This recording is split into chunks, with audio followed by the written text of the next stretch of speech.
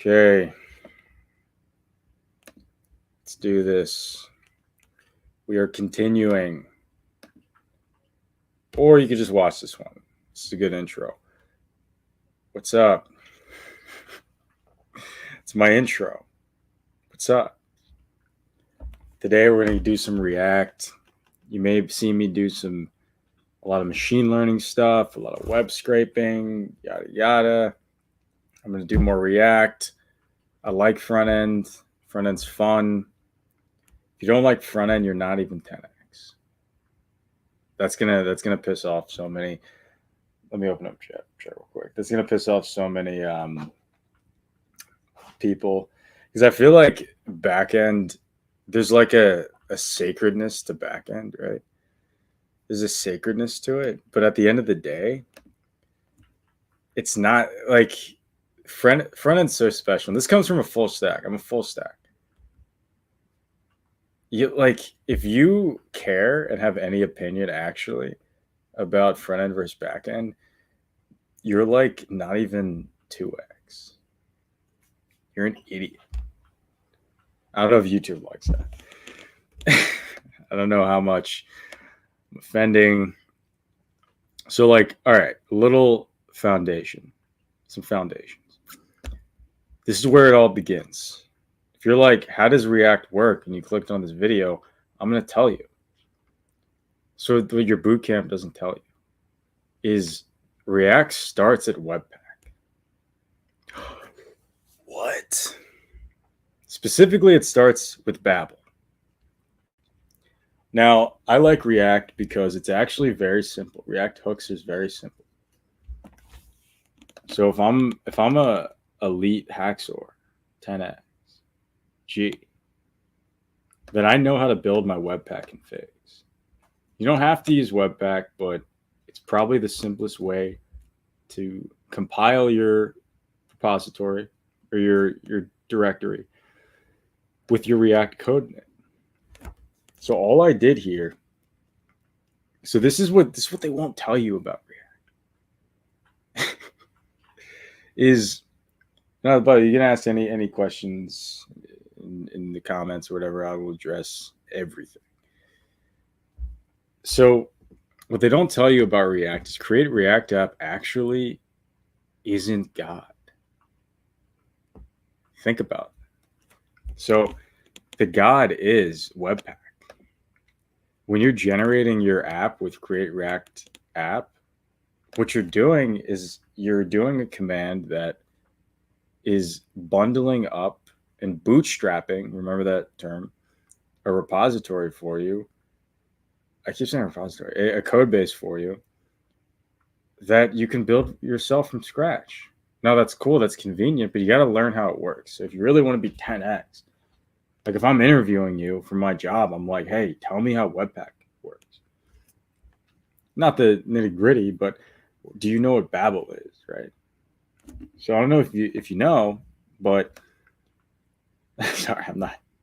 That's like super disrespectful. It's like I don't know what you know. Anyone saying that is like kind of a jerk. So but React all starts with being able to compile your source code, the code that is essentially your custom JSX, which I have here, even if it's a JavaScript file. And you need to be able to compile this into something that the browser can understand. That's the default, right?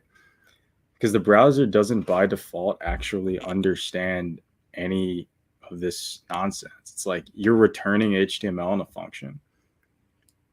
So at the very basics here, we have to have some way of compiling our code. And let me go to the Babel RC. Compiling our source code so the browser can understand. And this is, and you can look at the video where I set this whole thing up. But here, and we'll get into coding. I'm just going to get into coding a little bit, but I want to set things up so you know, so you're cool. And by the way, this is how crazy I am when I'm talking.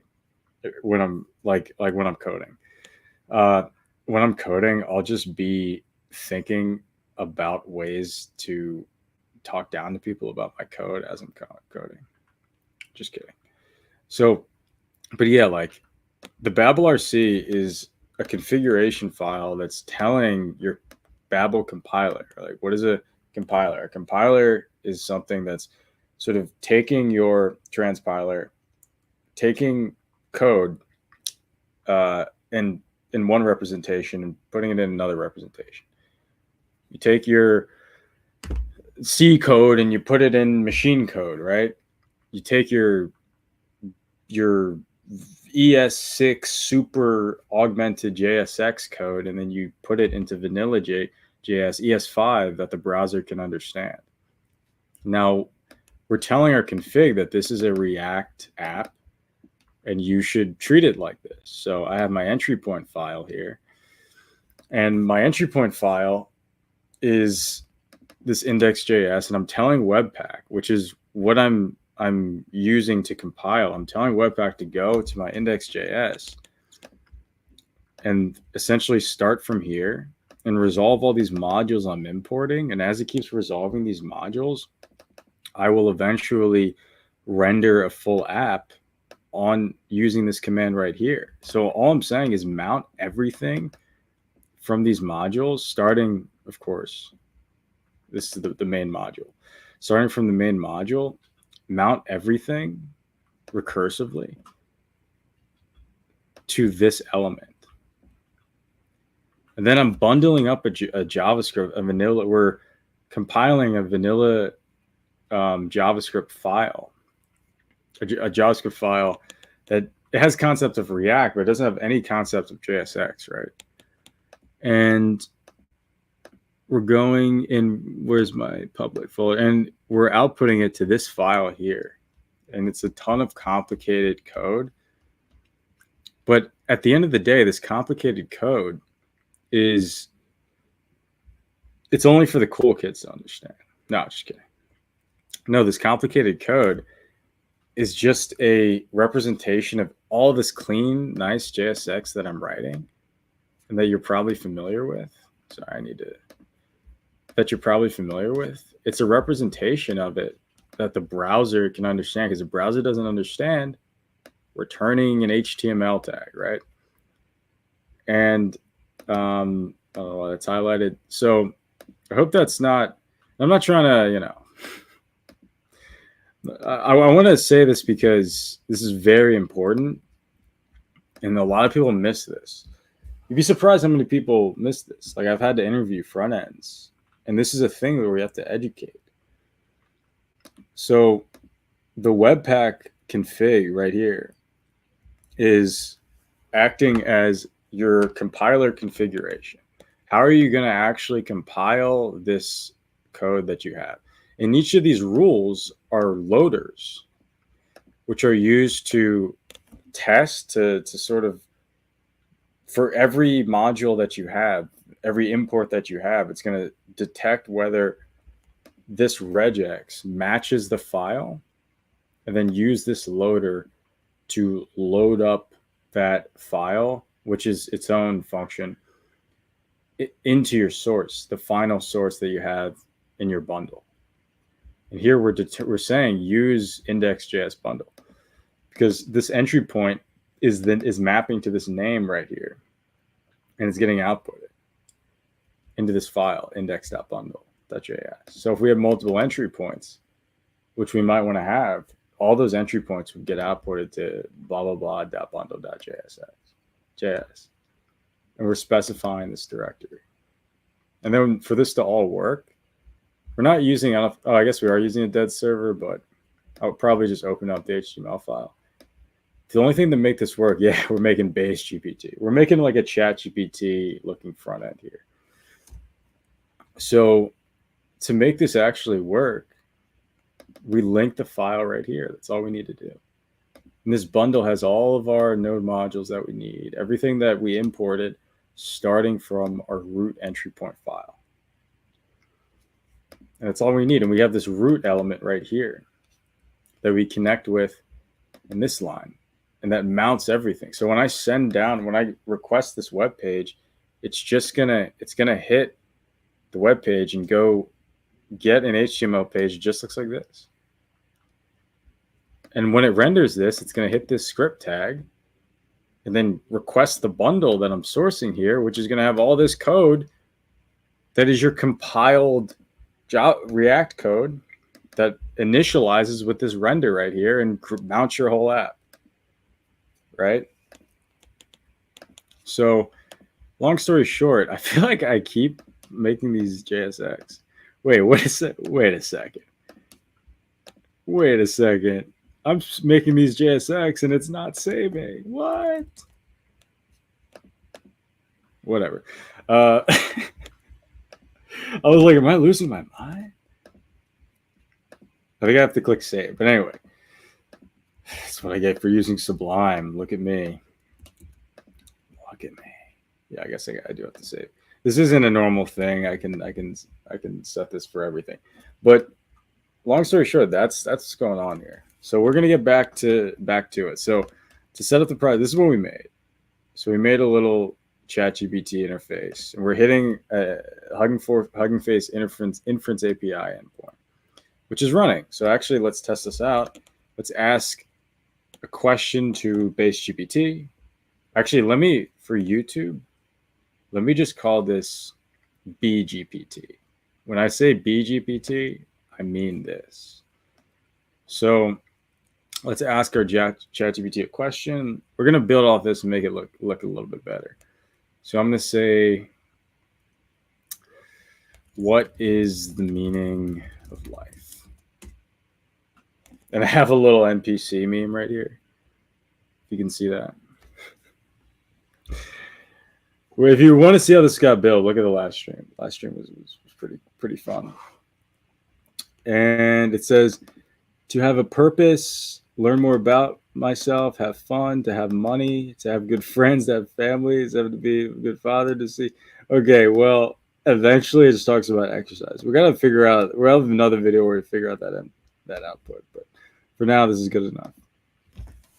So first things first, if you're coming from last video, just know that I was dealing with a little issue that we figured out in the end. And the issue was related to, so this is a very simple app. I have one context provider, which I'm using to store the chat history, but I was having an issue with it. And let's go into that. So let's go back into that issue. Let's get rid of this. The issue is that I was setting state multiple times in what am I saying?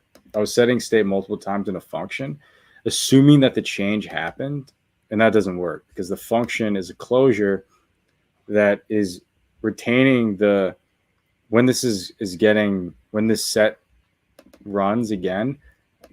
If I did another set state in here, and I assume, and I'm trying to update the value of set chat history based on the current set history that was updated, this context of this function won't have, this context will be, what am I trying to say? The context essentially will be old. It'll be stale. So try not to have multiple set states for the same state and the same function unless it doesn't need to be aware of the previous state, if that makes sense. So let's set chat history here. So the first thing I'm doing is when I click enter, I'm updating the chat history with this chat history. And then I have this function that's like set new chat history that initializes a use effect with the new chat history. It's not perfect. And then I make an update here. Real quick, I want to change this so chat history does not exist in the chat form, but we use the context. So chat form is in chat container. I don't want to do this. I want to use our context. So let me change that real quick. Because I want to store chat history in the context, which is use chat. I think that should be fine. I think we should be good. And the reason why is because in this left panel, I want to show previous chats. And one of the best ways to share state is with use context. Context is giving you context provider is giving you a framework for providing many components with the same context. So here in app, I have a provider that's providing a state to all that is inside of it, all the children. It's a good father to all these children. So if you want to be 20x React, use context. We're doing bare bones. We're just talking about React. There's also use reducer, which is nice. The use reducer, which is cool, is it's a good way to look at state through actions and dispatching actions. But sometimes dispatching actions can be a little tough. It can be a little tough. I like the consumer provider way of going about things a little bit more. Personally, I think outside of use context, when use context can be a problem because you can get into use context hell. But outside of use context, you just like have a better backend. I know I'm oversimplifying it. I get it. But if you're not oversimplifying, you're not 10x. Part of what makes engineers good is they oversimplify so much that it pisses everyone on their team off that they just let them do all the work. I'm kidding, mostly. Oversimplifying is I'm all about it.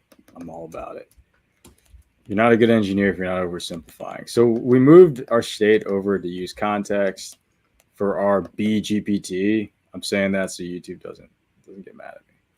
Let's refresh here. And by the way, I'm running this. I have a watch script that's resetting our app whenever we make a change. So let's go here and let's ask a question. Let's say, what is JavaScript used for? We're asking Llama 2 right now. So this is a front end for whatever Hugging Face LLM you want to use. And we're going to make it nice. Let's think about, now that we have the basics of it, let's think about what features we want to add to it. JavaScript used to improve how a website looks by making it more interactive, dynamic, responsive. Cool. So actually, first thing I want to do is I actually want to, so we have this new chat button. We can make tabs. Couple things we can do. Let's actually make a feature list. Let's make a feature list. Everybody, you gotta have a README. If you don't have a README, I don't know who you are. I like READMEs because I get to just talk down to the user directly through text. No, I like READMEs because it's one of the best ways you can package your ideas, communicate it to who's using it. And it's so part of engineering is communication. Documentation is engineering. When you're using Unix, like if I go in the terminal here and I ls and I look at this, or let's say even better example, I type in curl and I say -- help. Why do I know it's -- help? And I intuitively know that if I do -h, it's doing the same thing. Why is that? It's because it was engineered well, right? It's because this was engineered in a way that I can sort of intuitively understand how everything works because everything has such a form to it. Like every command, the options are so similar. And it's not even just similar, it's that they're interoperable. So I can curl a website and then I can pipe this output, right? And now I have this output and I can cat this and I can grep this for some information, right? I can say, give me the head tag or whatever. No. Which isn't interesting. It's not very interesting, but maybe this is a way for me to verify it's the HTML page. But you get what I'm saying? Like the pipe is uniform through all these commands. Has this form to this. And I'm being educated on how it works every time I use it. The best documentation is the usage, is the IO. So let's create this README. This is our BGPT. And for BGPT, the way this works is, and by the way, React works that same way. React is so good because you intuitively understand and learn how it works as you're solving these problems. I F with React. Really trying to stay in this algorithm here. Okay, so base GPT. Let's just say features. So let's make it to do. I like making it to do because I like organizing my ideas. So when I make it to do, I like being like, hey, what are some features I want to make? So I want to make tabbed chats. I want to show the chat history. And under this, I want to auto save the chat, previous chats, the current chat. And I think we want to do it by tab. I don't know why it's one word. What else? What other features can we have? Or we can just make it mobile. Make it mobile responsive. If you don't make to-dos, you're not 10x. Sorry. Okay, new chat. I mean, for now, that's. Oh, you know what I want to do? I want to make the Hugging Face API usable on the front end. What I mean by that is I want it to be made in a way that the front end is hold on a sec. Let me go to I gotta go to the YouTube video for a sec. But so part of the reason why I want to set this up in a way where I'll show you in a sec. Let's go to, I just want to go here and pop out just in case anyone's asking anything. I want to pop out this chat. Don't want to be blind. I'll go here. It's me. Just in case anyone's asking anything. That's what I just said. All right. But let me show you real quick. So the way we're making an interface to use Llama, which is actually kind of cool. And when we make the request to Llama, which we make in the chat form, we make this request. We shouldn't make this. This function should not be in here. Hold on. Let's move this function. It's bad form.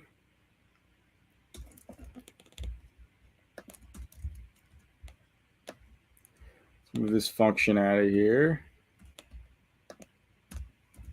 Function.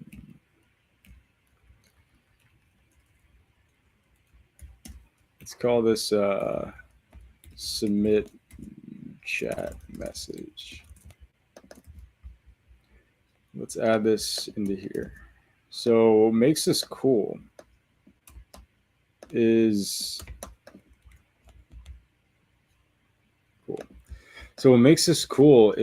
it's easier to read. But anyway, so I want to make these three things that I'm setting it up. And I actually want to make all the parameters in a little form. So I want to do that.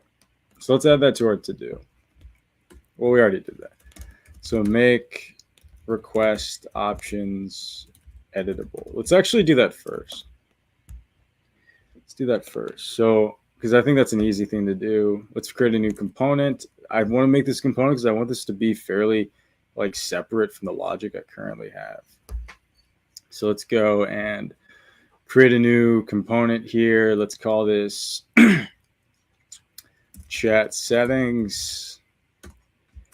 And oh, I just made a folder. My bad.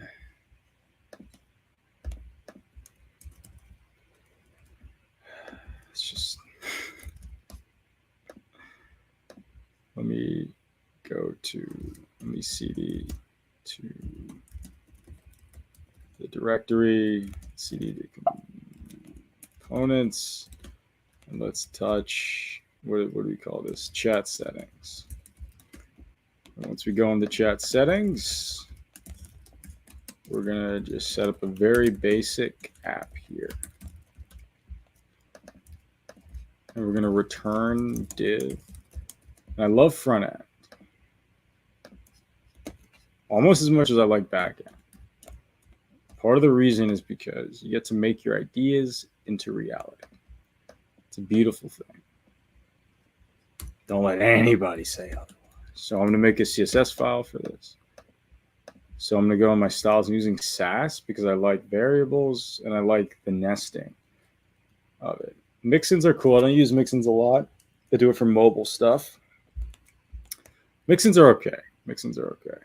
So let's create a chat settings SCSS file. Styles chat settings.scss. So one thing I like to do is I like to use BEM class name structure. I talked about that a little bit on the last video. But I like to name my classes. If you don't have naming conventions, you're not 10x. The 10x thing is going to get old, I promise. But I'm going to keep going.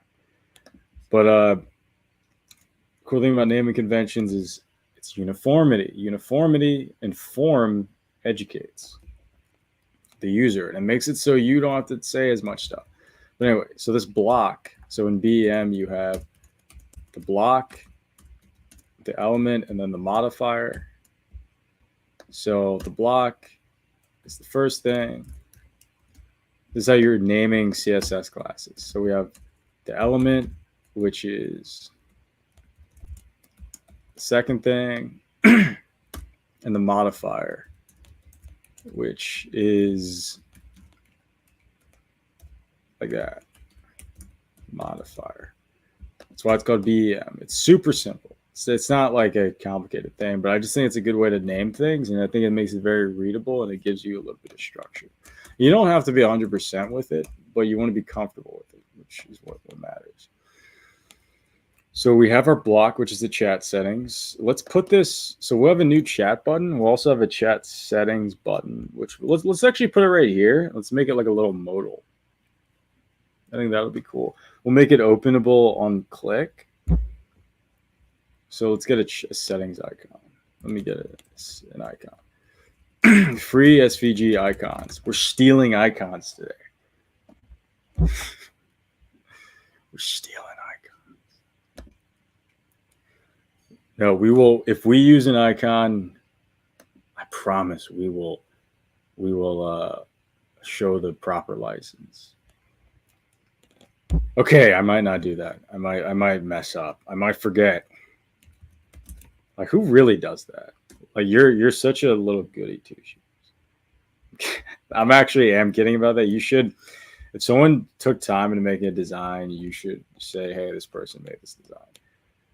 But I think these are fairly free. Which one works? I kind of like this. These are kind of generic. What's one that isn't that generic? I like this one. Oh, this one just caught my eye. Let's download the vector. Nice. Download it, no problems. This time, let's add the vector in the code so I can show you. See, front end doesn't have to be complicated. You know how the way I'm setting things up here, the way I'm setting things up here, it's actually very simple. It's like, notice how, like, Jared, any websites for free icons? The one I'm using, SVG repo. How you doing? Adid? Yeah, I'm looking into quantum computing a little bit more. I'm looking into that. Any questions about anything? I remember you had some questions earlier. I don't know if I addressed everything. So this is SVG repo. Apparently is good for finding out free SVGs, which if you're an indie dev is important. We're all about being indie devs here. As an indie dev, you need to know how to design, you know, everything. So actually, I'm going to add this SVG directly. If you want to join a group of indie devs, join my Discord. See how that works. So let's go into our chat container. In the chat header, let's actually, you know what we can do? I'm going to give this a justify. I think I called this class justify between. Real quick, I have a little mini, as I code, I like making my own little CSS framework. And I copy the same one. I don't do everything from scratch. But I've been slowly building my own personal CSS framework. But if you're learning, I would suggest you really want to be that awesome 10x front end, 20x front end. Build your own frameworks from scratch as you go. And part of the reason why you want to do that, and learn from other frameworks for CSS and JavaScript. Because when you're working on a project, the tooling actually isn't as important as the fundamentals. And learning how you will use the tooling to your best to your advantage. I was excited for that stream. I was just thinking about learning React. You have a Discord? Yeah, join the Discord, Aditya. I was thinking about learning React. Thank you for making the live stream. I'll try to catch what I missed tomorrow morning. Yeah, definitely. This is going to be a good React overview. This one's a good one. I have another one that's good too, where we set up this project. This one, I'm actually going to be a little more educational here. So let's go into chat settings. So let's go here. I'm going to do something a little interesting that I like to do to position things. I'm going to put an empty div here, and I'm going to say space between. So I'm telling Flex to evenly space these elements, and there's going to be an empty element on the left side, and then there's going to be an element on the right side. Not perfect, but I do things like this sometimes. We don't want the height and width like that. We want to first, when you're copying and pasting SVGs into your code like this, you got to make sure it's Reactified. So it looks like everything here is fine for React. Okay, so let's give this a class name. We're using BEM, so I'm going to say chat container, and let's call this like settings icon. We're going to have an on click for the icon. And in the on click, we're going to be opening up our chat modal, which will be in the use state.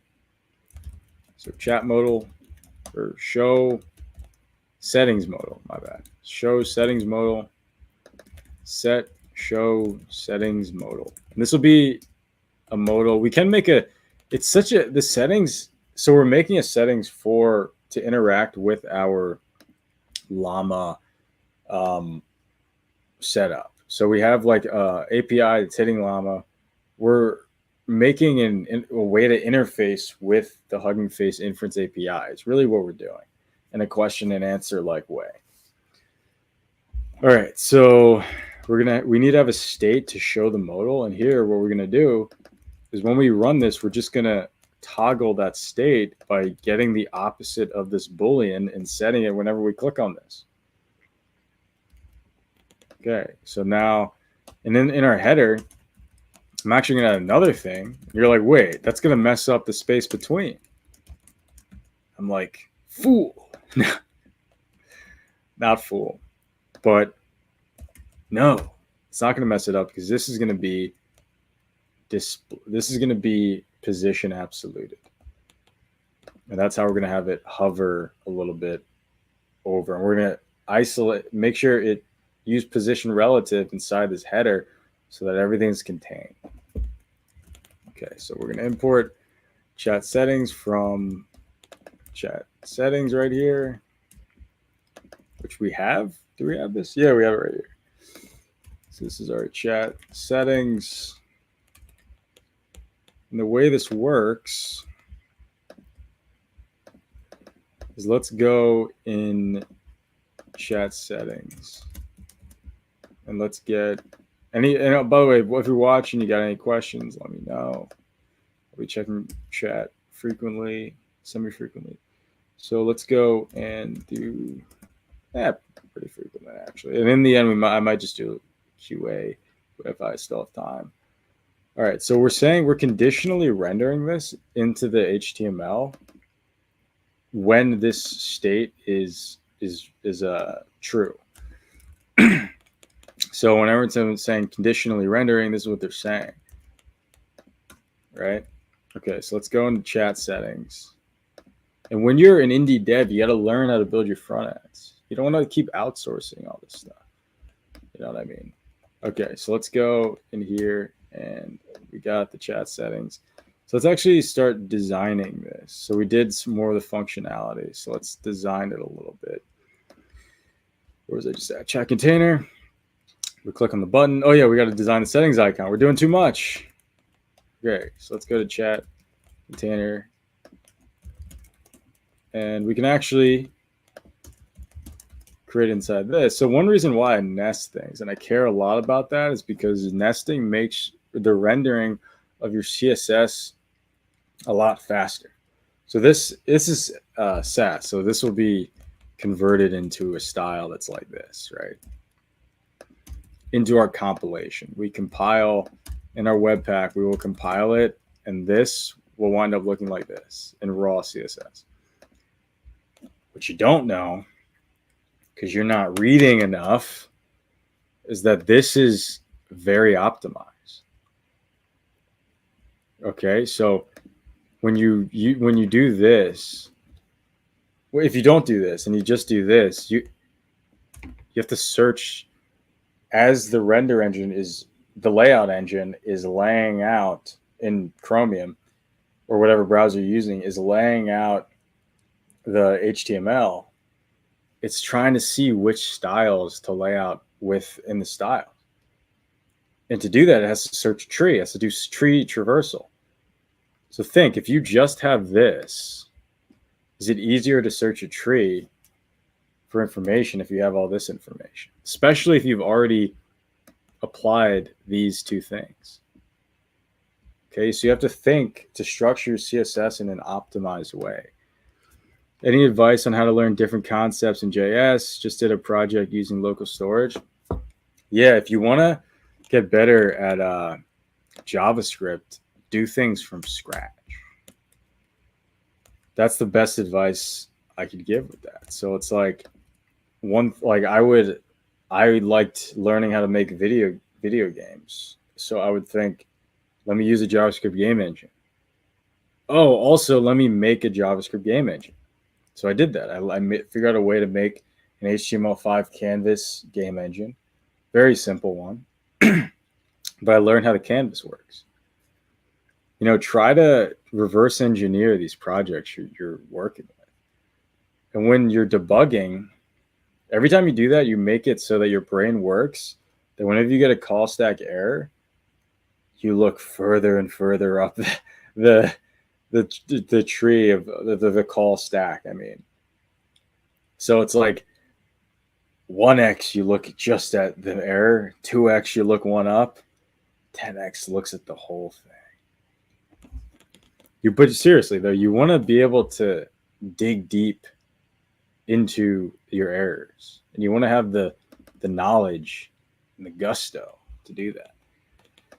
Okay, so does that make sense? You feel 10x?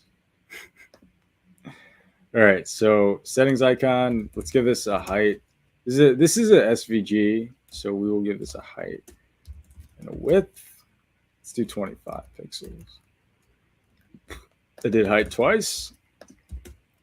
And let's give this color. So let's give this, so to give this a color, we're giving everything fill of, and that's why I picked a solid color, so it'd be easier to color here. A fill of, I think I have like a little color here.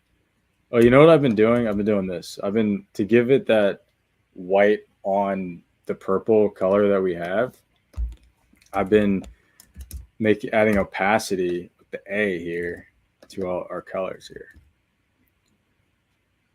Cool. So let's go and update that settings icon. Let's see what that looks like. Let's refresh. Doesn't look like anything. You know why? Because our build's broken. Why is our build broken? Oh, because I misnamed this function. I didn't define the expression properly. So let's go into chat form. So that's what we got to do. This is a function expression, which means that we're defining a variable to the function. And the function has to be declared, which is defined here, an arrow function with async. Let's see if that fixes it. We still got an error. And no, we don't. It just took a long time to run the build. Okay, so let's refresh. And it didn't do it. It looks good though. That looks like a settings icon, but it's under it. I want to make it next to it. You know why it's doing that? Because it's flex column. I'm guessing. I don't know for sure. Is this flex column? Let's go to the chat container. This isn't even flex. So I have a, let's do flex. Save that. I'm not doing a dev server for now.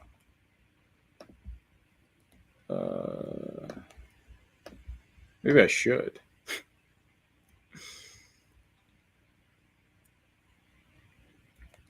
I wanted to sort of show things from scratch.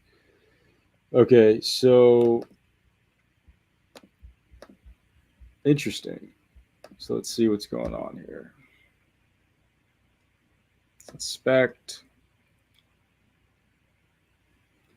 Our build may be taking a long time to update. Oh yeah, it didn't update.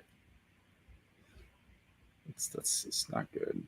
Okay, cool. So it's up there, but the padding's off. So let's give us some padding. Let's also do a line center, which is maps to a line item center. And let's give us some padding, which will be in the header. We'll do padding 0 pixel to 10 pixels to get some padding to the side here. Cool. Let's go and we're going to see what that looks like. So we want to make this clickable. So let's make our settings clickable. Let's go back to our settings icon. And we're going to add a cursor pointer to make it clickable. Well, to make the cursor change. It already is clickable. So first things first, I want to make the header have position relative, because we're going to overlay our modal, but we don't want it to be relative to the page. We want it to be relative to this specific element. So it's easier for us to control the positioning of this. So we can have the positioning of this relative to the element it's in rather than the page, because the page width is finicky in height. Especially once we get into more responsive design. So first, let's go into chat settings. Let's give this position absolute. Let's just assume it's going to be top 20 pixels, right? 20 pixels. I don't know if that's for real, but it should be 20 pixels below the header for now, I think. But okay, so now let's give it like a width of 200 pixels by default. Our height's going to be dynamic. Let's give it a border radius to make it look pretty, like that. Let's give it a border of like 1 pixel solid, RGB. For the border, let's do the same little thing we're doing where we're giving like that opaque, the not opaque, transparent thing, transparent white. Let's make it a little bit wider. And then let's give this padding of like 10 pixels. Oh, actually, let's not do padding because I want to have a list inside the settings. Oh yeah, and let's give this a background color that's maybe let's give it a background color that's like a gray, a dark gray. And then the color on it is going to be white. Okay, so let's do that. Oh yeah, and I think we have a Roboto as our font family. Font size, we want it to be fairly large. This is settings. So this kind of settings matters a little bit. Okay, so let's get some content. Oh yeah, we already have some content in our settings. Oh, we have an error. Probably because I forgot a semicolon. Oh, what did I do? What did I do wrong? I should have just looked at the error. Why did I just...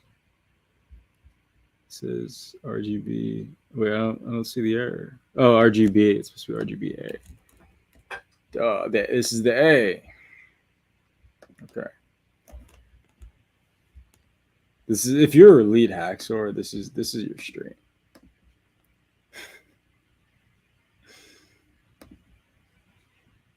Yeah, if you have any dev questions, I'll go on tangents. I'll do whatever. Be your gimp. Why is there no padding on the side? Oh, because it didn't actually recompile yet. Let's see. Oh no, it did. It just.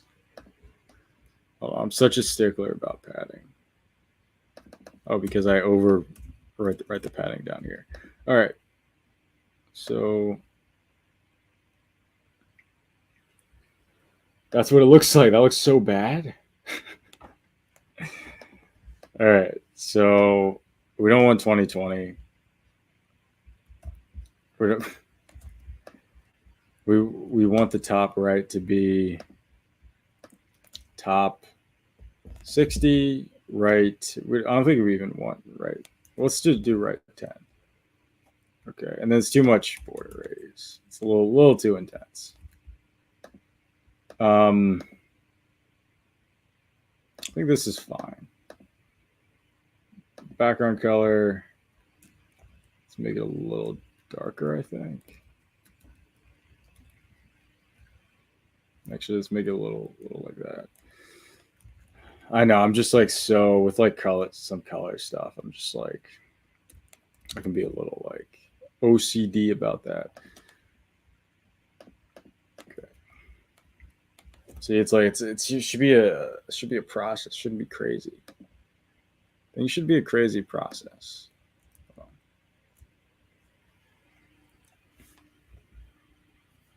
Wait, what's running so much? Oh, nice. All right, so we got the cursor. Let's click on it. It's positioned okay. Let's maybe make it a little bit higher, but it's positioned okay. Cool. All right, so let's make it a little bit higher. And now we want to have our options. So the options are the LLM options. The options we're sending up to Llama 2 through our API. Those are the options. Very simple. So the options we're doing in the chat form. We have these options right here. So what I'm thinking is I have something in the header and I want to share settings in the header with this form. So I got to look at where these things are located. So the head is, honestly, we don't need a context for this. We don't need a context for this, but we're going to use a context for this because we can just share both of these things with the chat settings, but actually let's use the use chat to store this information. I think it'll be simpler. Let's use chat settings, set chat settings. We can also have our own chat settings provider. I don't suggest that. Chat settings, make it an object, and we'll have each of these an item on the object. and we will pass down these values. We should also put the functions to update them here. We can do that later. So let's go and pass down chat settings.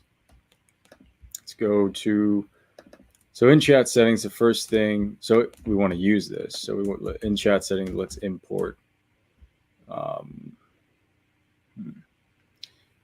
Let's implement it first. So let's go in here and use chat. We'll say use chat, which we can do here instead of passing it through.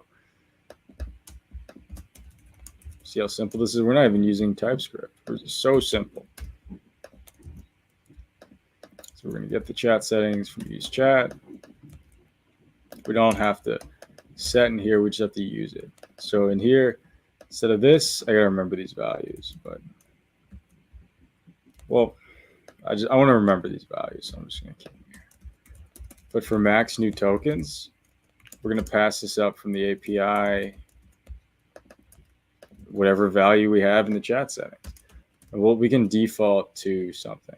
We'll do the defaults in the default for the state. So for top, we don't have to put these in parentheses also, or in quotes. Let's do chat settings, and we will do top K. The top K is, as we're decoding, or as Llama is decoding, it's the K amount of top, I guess, possibilities that we're going to pull from. Temperature, it's sort of like the variance, like how off script you're going to be going. We want it to be fairly on script. All right, so let's go into the context. We'll default this in our context where we're storing these values. Let me see if I remember this. Top K was 50. Max new tokens was 128. And temperature was 0.95. The defaults. Okay, so let's go back into our chat settings. Let's import use chat from our context file. This is the use context. So there's the provider and the context that we need, that we're exporting in our file. Is how I like to set up my context. I like to have the provider, then I have the use context.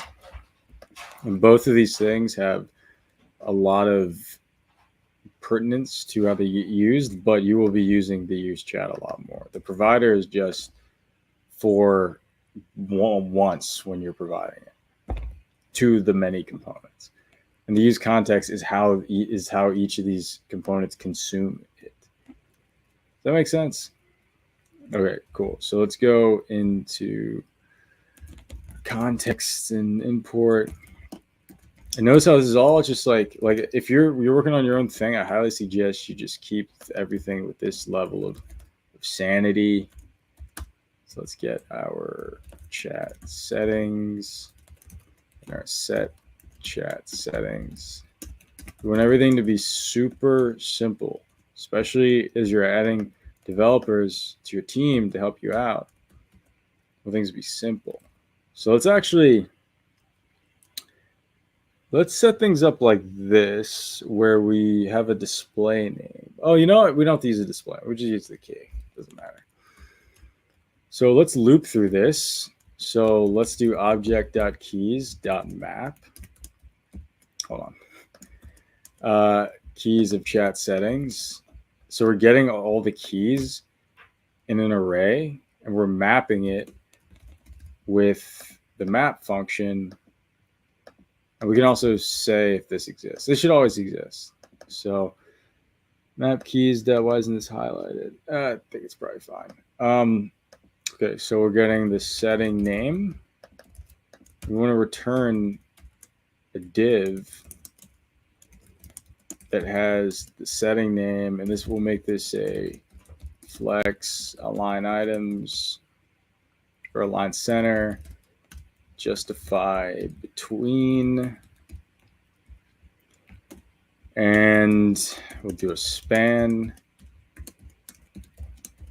And for the span, we will say setting name, and we'll have the option. So we'll have an input, type equals text, on change. Remember, this is a loop, so we're catering this to everything inside of it. So in the on change, we want to set the chat settings.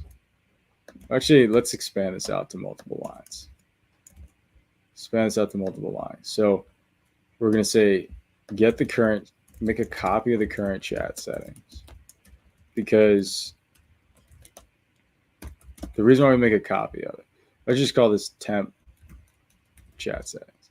The reason why we make a copy of it is because if we do a deep copy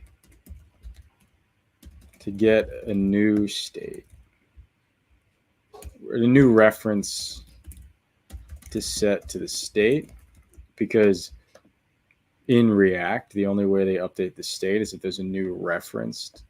So they don't check the value, they check the references. Is this a Clubhouse clone? I don't even know what Clubhouse is.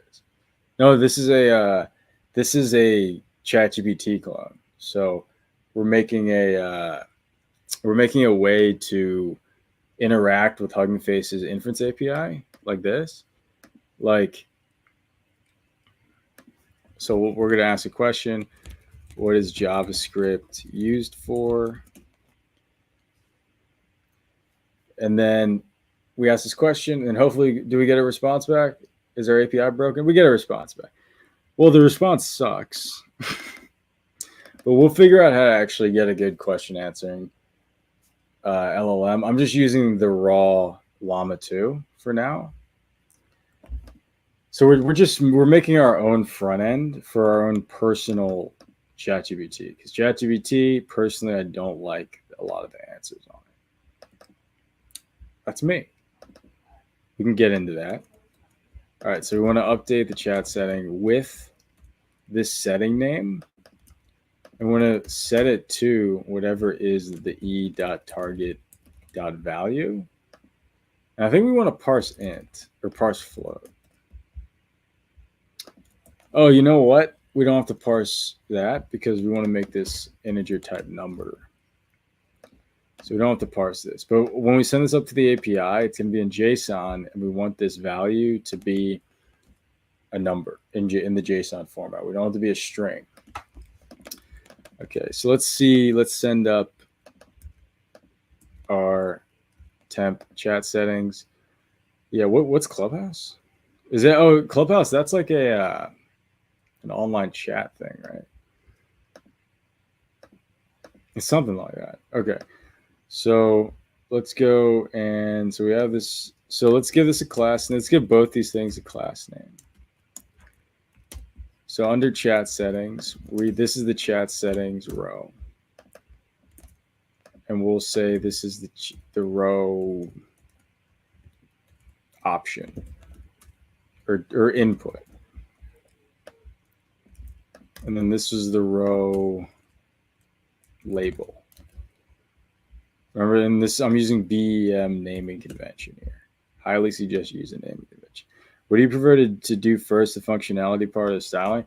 I like to do a lot of both hand in hand, because when I'm working, I like to sort of be in a functional flow where I'm like constantly finishing features over time rather than finishing code over time. If that makes sense. It's like code blocks. It's like I don't like doing the whole like let's just finish these functions. I like to look at how many features I can get done as fast as possible in a flow. Efficiently as possible. And that's partially because I'm coding for a long time on my own stuff and under time crunches for businesses and for clients and whatever I'm doing. I'm very, especially hackathons. The hackathons trained me to do this. I'm very used to the concept of like, you have to be finishing features in a short time frame. The better you are at finishing features in a short time frame, and then you can get into a flow if you're using tools you understand. Like I understand React, so I can get in the flow building this. The more efficient over time you are, because the more you mess up in your flow and fix that, the more efficient you can be in 1 hour over time. So it's like the more you kind of think about your efficiency per hour, the more you're going to get better at it, because you're going to be constantly practicing that. And efficiency in an hour is super important if you're an engineer. Super important. Whether you're building API endpoints, whether you're doing systems work, whether you're building front end, you're still building stuff. You have to think about how efficient you are with your time, because that's really how you beat out competition as an individual contributor. It's like, who's more efficient, who's better with their time, you know? Okay, so it's not about beating out competition. It's about being a better version of you, you know? Okay, so we labeled these. So let's go in our chat settings, CSS. Let's get the row. So we're going to make this display flex. I don't know if I already did. I think I did. But let's not do this. Let's use our class conventions. Let's make it flex col to make it a flex column. And then each row now is going to be width 100%. I'm going to give this padding, each row padding of like, let's do 5 pixels. Let's do, I feel like 10's a lot. Let's do top down 5 pixels, right 7 pixels. I know, spacing, I'm such a stickler about spacing. It's crazy. It's crazy. Okay, so let's go 1 pixel solid RGB. Let's do, let's see, what should we do for the bottom? Let's just do the same border. Just realize it's going to be translucent on gray. That's fine. It doesn't matter. All right, but and then we want to make sure the last child is a little quick way to make sure that your last child doesn't have a border bottom. So you can just say last child, just border none. Just unset the border for the last child. It's not entirely efficient, but it's fine. You can also just say give it a border width of none. But, okay, so that should do that. So inside the settings, we have the label, which we want to make look pretty. And we could just say, I think we already gave it a font size, so which is it's inherited from up here. Oh, all this stuff is inherited from up here. So actually, we don't care about it. It's not much we want to do with that. But for the input, this part matters. Let's give this a border none, actually, and an outline none. Oh, actually, we can reset the border like that, but I do want to give this a border bottom. I think this will actually look kind of nice. You'll see where I'm going with this. You'll see where I'm going with this. And then let's give this a border bottom with just like white. More of a white. And then let's do padding 5 pixels. This is gonna, I forgot if it's gonna inherit this, but let's just put this in here. Colors is gonna be white because we're gonna do background transparent. I sometimes get lost in UX as that's a converting point, but I get that's a great approach. Yeah. I think it's when you're coding, for me, like having a front end that's useless is so like uncomfortable. That's a big reason why I operate like this. Just realized, we have errors. We haven't been checking our errors. Oh, right. So we're not closing some tag in here. Oh yeah, we're not closing this. Not using VS Code. I get it. And I think it's the only thing. So Just give this. It's actually taking quite a while to. Once we fix the error, the repackaging is taking a while. Oh, I think it's because of my Webpack setting. Let's not minimize it for now. Let's actually restart this. Watch script. All right, so let's go back. Let's refresh the page. Let's open this up, and it's all messed up. Couple problems. One, the width. Two, this isn't for some reason these rows, this isn't making it a row. Did I not call? I thought I called it flex call. Let's go to index CSS. Flex. Oh, it said flex column. You know why? I was using Tailwind the other day, and in Tailwind it's flex call. All right. But okay, so did I make the width? I think I made the width. Yeah, let's do 400 instead. I want to use a set width. Any other dev questions? Oh, I didn't refresh the page. Okay. Looks a little weird. We have this up and down thing. Looks a little weird. I kind of want to, I forgot if you can update this. But you see what I was trying to do with like the fact that it has this underline right here? Let's actually make, let's make the width of this input way less. Let's make the width of this like 50 pixels or like 75 pixels. And let's make the padding way more for this. Let's actually do padding 10 pixels all around. Little stick. I forgot. Can you update those up and down arrows? I totally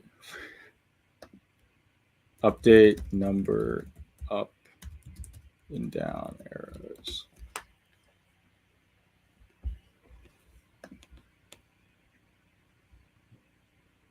Number. Wait. Oh wait. I didn't even like ask a real question.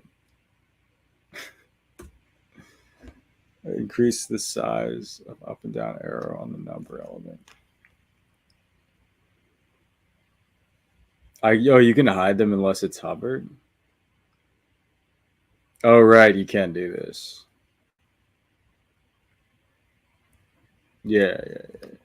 That's fine. It's not really a big deal. All right, so looks fine. Obviously, let's make this a little. This doesn't need to be that big. Also, you know what? These should be bigger. So let's just do 350. It should be 100. And let's add the numbers in so we see what that looks like. So for each of these, the value of the input, let's carry that. The value of the input is going to be whatever the state already exists. And we have chat settings. We use setting name. And this is going to be the current state. So I think we already have the state set up. Pretty sure.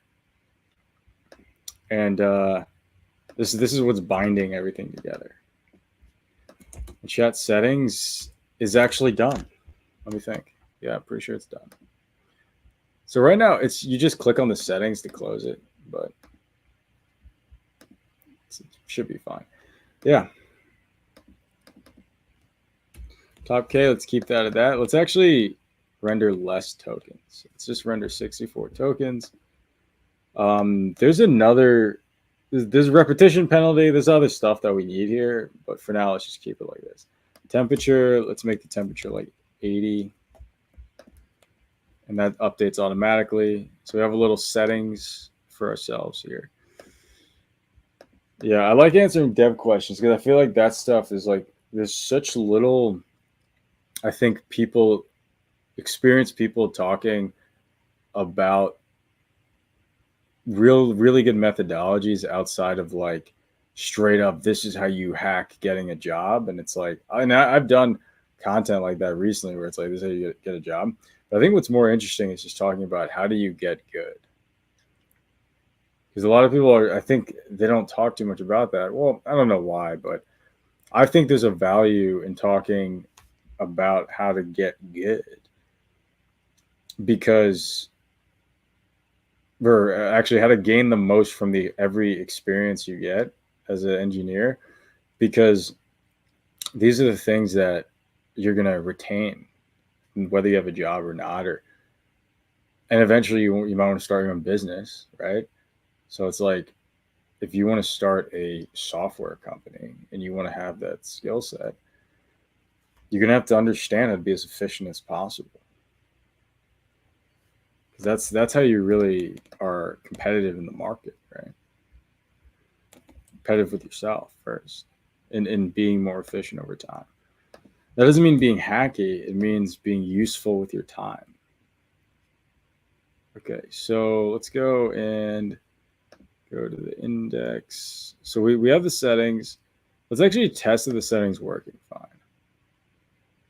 I don't know if the settings working fine. So oh yeah, we should probably say if you click outside of this, it closes. It's already annoying. All right, but what is JavaScript? So that's what is JavaScript. We're asking Llama 2. All right, we hooked up to Hugging Face. JavaScript often refers to JS as a client side. Yeah. Well, it worked because our tokens are less this time. So the 64 token thing did work. Just to be safe, let's actually try it. Let's make it 32 this time, just so I can see. Let's ask the question again. I forgot if there's a way to ensure the same answer every time. Oh, that didn't work. That's a longer answer. Wait, let's look at that. Well, we don't know if it worked or not, but we know that. Let's actually just look at the network and see if this post request had our new values in it. If it did, that's fine. It didn't. Oh, look. Yeah, it didn't. It's not updating. So something where our settings isn't hooked up. Okay, cool. Let's see why our settings is not hooked up. Let's see what we're doing here. We're updating the value. Updating that. We're updating chat settings. We get the use chat, the chat context. We have the use state. We update. Let's log the chat settings every time we update it. And I think we're hooking this up to the form. Yeah, we have it hooked up right here. And this is use chat as well. So let's see if this updates.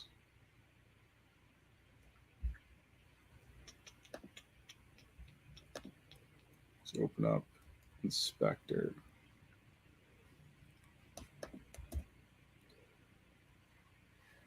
Okay, let's go to the console. And let me tag my logs here. Let's go to my context. Yeah, I like to tag the logs. We had such a problem with context last time. It's crazy. It's crazy.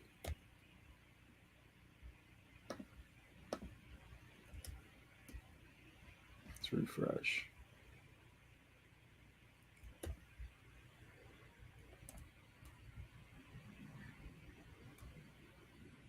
Okay. Chat settings is like that. Let's see if when we run this, chat settings changes. So 64. Let's close it. Yeah, it's 60. Oh, but it's a string. Well, I don't know if. Okay. Let's just go here and let's do parse float. I don't think that should matter too much, but the form should definitely be getting a new value.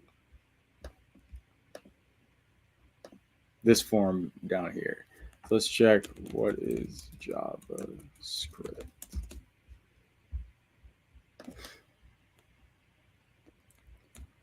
We open up our. Oh, the post failed. Oh, because of this. So it did actually update that time. Something, I don't know what's going on before. But yeah, we got to do the parse float because the server didn't like that because Hugging Face inference API, these values need to be numbers. So let's go, let's do 20 max new tokens just so we can notice the difference. What is JavaScript? Nice. That seems, it's definitely not a lot of tokens, right? Nice. Okay. So the network, nice. So everything's working well. Perfect. And we can add more parameters. So we did the settings. So we can now, so we did a feature. I want to click out, I want to do the click outside part. I forgot what's a good way to do that. I'm just going to get a script for it. Click outside. Modal to close. I definitely already looked this up recently. The amount of things I look up is crazy.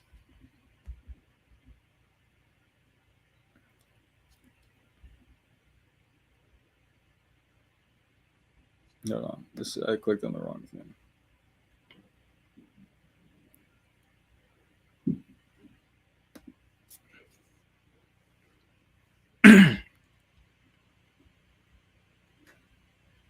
Yeah, we just want to. This is all we need. Okay. So let's go into. Oh, I forgot. Can we pass the ref through here? Yeah, I think we can. So this is the script I've used before. We're going to import use effect. We're not using use callback. A couple things happening here. Couple things. I don't know why handler is being used here. Oh, the handler. Oh, okay. Yeah, it's not. We don't care about that. So we're gonna say set show use effect. Oh,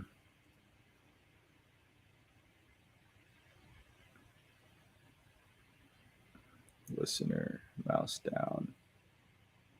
It doesn't contain this. And then do nothing if clicking the ref. So this is the thing we want to do.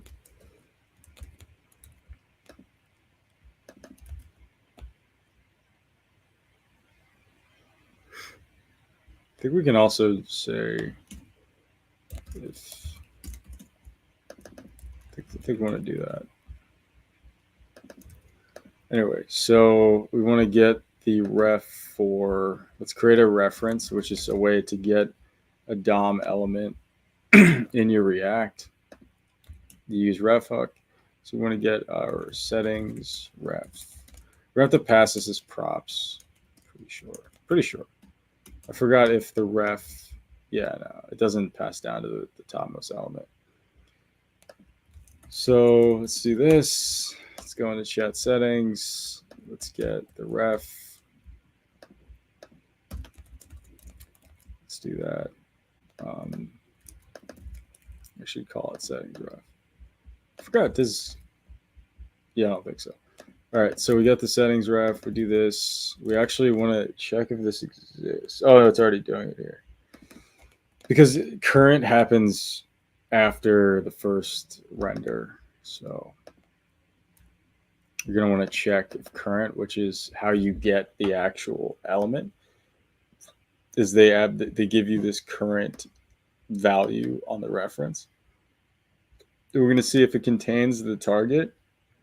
So whenever we attach this listener to mouse down, we're just on the document. So whenever there's a mouse down or touch start, so just to make it work on mobile, these are the same thing. We're attaching an event that's clicking on the whole document. And we're saying if this modal was not clicked on.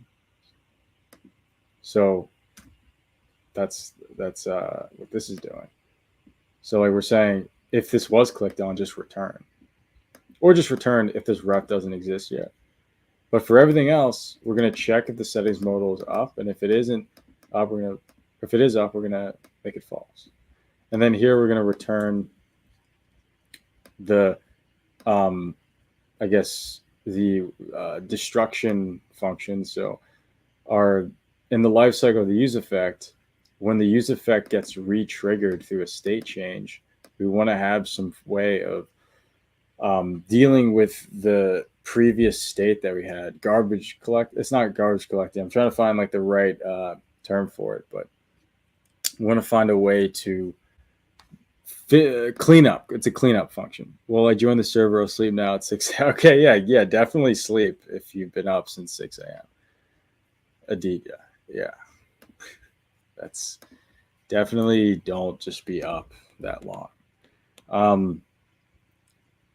Cool. So this is a cleanup function. I don't know why I was like thinking of the term.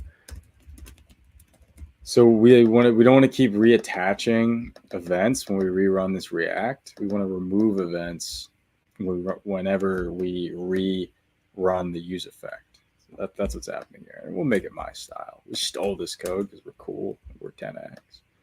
The reason why I say 10x because it's funny. I find 10x to be a funny thing, but there's truth to it. Like, I'm not saying for me, but like there are people that are extremely efficient, and you always know because there's always some random guy that was working at whatever company you're at who was just like, everyone just refers to that guy. Let me know if you know what I'm talking about. Like everyone's like, oh yeah, Jim built this. Like everything was just made by one guy, and he can do everyone's job there. And he just hides his power level. There's a Jim everywhere. His name's not Jim. His name's Chad. Giga Chad Coder.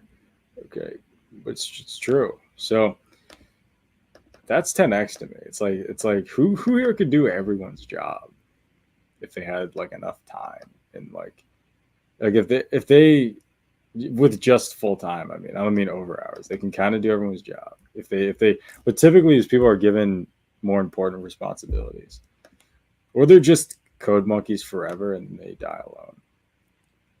Just kidding. Say something true, then no, just kidding.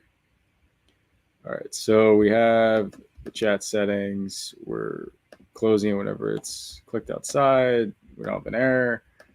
Let's go back to our app. Let's refresh.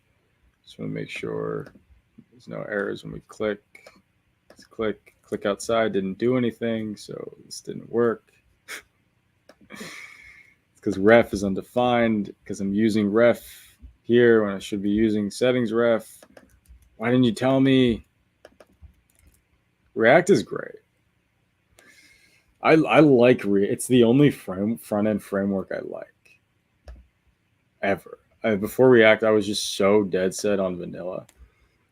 Even when React components came out, when it was React classes, I preferred Vue. But then React hooks changed everything. Changed everything. Let's see if we still have this error. I don't see the error, but it's not working. So something's wrong. Let me just make sure. Yeah, we don't have the error. So something's wrong. So how's this logic work? Oh, I'm checking if the function, I should be checking, or I'm running the variable, not the, I was running the variable, or I was running the state value as if it was a function. It's like, duh. Don't do that. It's like that's stupid. Okay, let's go. Let's open this up. Hold on. Let's see if we get.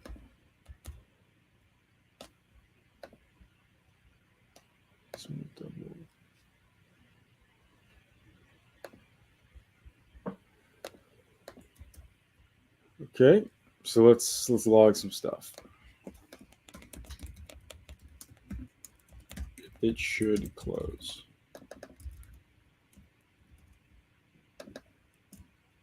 Mouse down happen.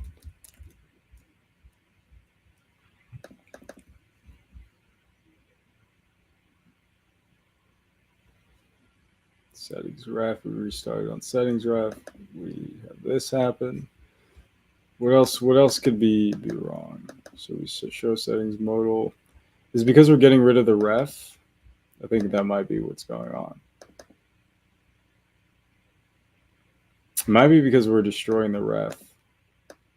We may want to keep chat settings here and then use show settings to update the display.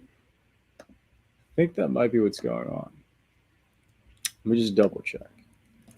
Triple check. Quadruple check. You really do have to double check in this world. That's the thing. It's like as a kid, you're like, I'm super smart. I don't have to check. I'm just going to blow through it. No, you should be quadruple checking everything all the time. It's like everything. It says, oh, it should close did run. But it didn't. If show settings modal. So we're saying if show, so it is showing. We're going to set this to false, I guess. Set show. I actually don't know why that would happen. Let me think. Why would this modal? What are we going to do here about this error? Should we just give up? Giving up is always an option. Oh, it worked that time. I don't know what just happened. Oh, why would the if statement not work? That's fine. It's working now. Oh, I got to get rid of the on click. The on click should only be to turn it on. So we should only have one state for this. So the on click should just be if, because what's happening is we're clicking on it and it's just turning it back on when we click on that. And it's only doing outside of the settings icon and the modal. So one way to get around this is we're only going to trigger this to set the modal to true if it's not. So this is only going to get used. The settings click is only going to get used technically to turn it on. Okay. So we have settings. Let's click that feature. We got a feature. We're just doing features today. Let's do tabs.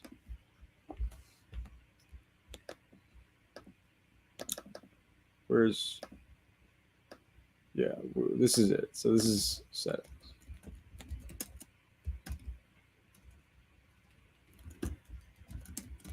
And then we'll just say done. For everything we finish, we say done. We say it proudly. We're very proud before the fall. Oh, wait. Hold on a sec. Oh, it's the same issue. Hold on a sec. Because you clicked outside of it. Oh, right. Okay. So we click outside of it. So you know what we got to do? We got to check if it's that settings icon as well. Let's actually do this. Toggle. Let's just keep this to toggle. I was like so confident about fixing this. I was like, yeah, you just do it like that. And then I was like completely wrong. Isn't that how life works? You're like, yeah, it's just 100% like that. And there's no other way of, like, obviously that's how it is. And then one person's like, no. And then you're like, oh. Does that make sense? People listening are like, what? It's like, yeah, isn't it like how sometimes you're like, and then you're like, what? What is he talking? Is he okay? So we're going to have to, yeah, I'm just doing an or, collectively with this whole thing. But it's like, but didn't all that confusing stuff I said, like, didn't all that make sense? So we're just saying if it's a click on the settings icon, don't do this. So we're treating the settings icon, so just so we can keep this state right here. So we're making this also re-initialize when the settings icon reference gets loaded up. And the reference is a reference to the DOM element. And it worked. Nice. Nice. So we can now click on this, click outside. Okay, cool. We have settings ready to go. Let's go into a README. We're not doing this yet. We're not making it mobile yet. Chat history. Let's just do tab chats for now. How is this going to work? In our chat context, we have one chat history, but we need many chat histories. So what we can do is we can have an object of chat histories and have one big state. Or we can have a provider. We could have a function to generate a provider for us for every new tab. That's silly. Well, actually, that might not be silly. Let me see. How's everything work here? The provider right now is on everything.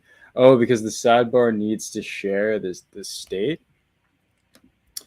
I'm a little wary of having really huge states, because now we're going to have one state that has all the chat history from each tab. I'm actually kind of fine with that. I'm kind of fine with that. And the way, so we have to think logically. It's like we want to store chat histories. So we're going to have to find a way to name these tabs and keep the history. So we have to have a history name for these things. And we can use that as the ID for the tab. What I'm saying is, okay, in our chat context, we want to have something, so we have our chat histories. We'll make this an object. Just thinking a little bit ahead. This is going to be an object that has the tab ID. Maybe this is the chat name. The chat ID. This could be a random string. And chat ID, and this will be just the chat history, which we already know what the chat history is. And if you don't know, now you know. It's an array of objects that look like this: chat message and the chat type. Is it an NPC or is it chat? Okay. And we have, well, that's confusing.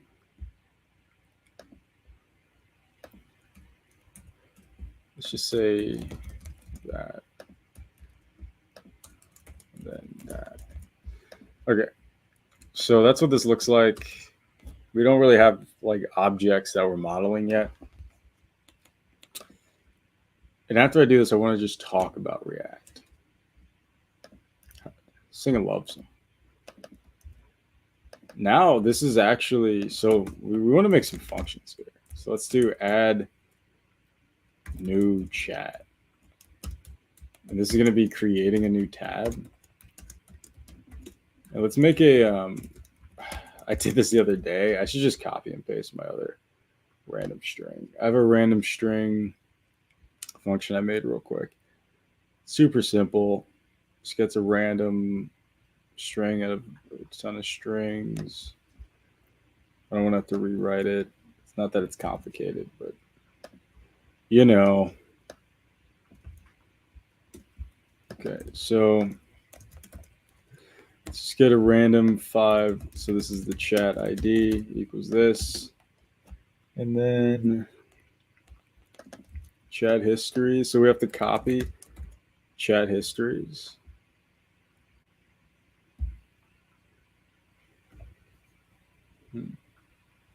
So we'll copy chat histories into temp chat histories. And this will be a deep copy, so we're spread operator of the current chat histories. I don't think we need to use callback for this. That's what I'm thinking. I don't think we do. I think we're good. And we get temp chat histories and temp chat histories. Chat ID. We're not going to check for any collision. It's fine. Any key collision. Let's just. I doubt this is going to ever happen. If it does, then it breaks. And you're just one of those errors where it's like just restart, refresh the page. Okay, so this is going to equal just an empty array for now because we're just loading up an empty chat history state. So let's just create our new chat message function. Let's pass in the chat ID and the chat object. And we already have, we're actually not going to want to pass any of that down anymore. We already have a new chat function message here that we have right here that we will copy and we'll paste it here. Still want to get our temp chat history, and we will go and get a new chat history. No, we don't want that. So is chat histories, chat ID, which will get the current chat ID. And then we want to push the chat object. And then we want to set, I just realized I'm not setting it. So let's set chat histories to the temp object. Same thing here. Don't want to copy that. That's okay. So we have a new chat message function. We have our chat histories. And we have our add new chat function. And then let me think, is there a remove chat? And this will be by ID.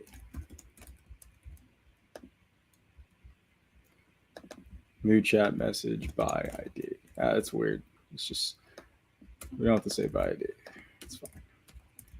So when we remove a chat, we can just use delete. We have an actual reason to use delete. That's crazy. We'll use the chat ID. And so we're making tabs for our chat. Isn't that cool?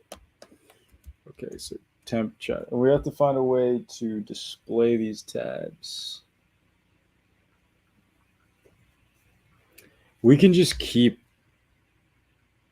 we can just keep evenly we can use flex to evenly keep these tabs formulated. I'll show you how that works. So we got the temp chat histories, chat ID. We delete that key from our map, and then we set chat histories. So that's easy, right? We do deep copies every time. Move chat. We have our functions, our chat functions, settings, chat history. Okay. And then range string doesn't really matter. Okay, well, I think we have everything we need. Okay, so now we can, so let's just convert everything to use this new chat message function. So our chat form currently doesn't, well, let's actually start from the top. We're gonna have to re-architect everything. So let's go into, so we have chat messages. So chat container, it's not gonna have a little thing right here. It's gonna be the class name equals chat tabs, chat container, block, element, tabs. And we're going to have to make a tab. So it's going to be flex, space between. I forgot, how do you do this? Let me think. So tabs auto width. Let's just say flex auto width evenly.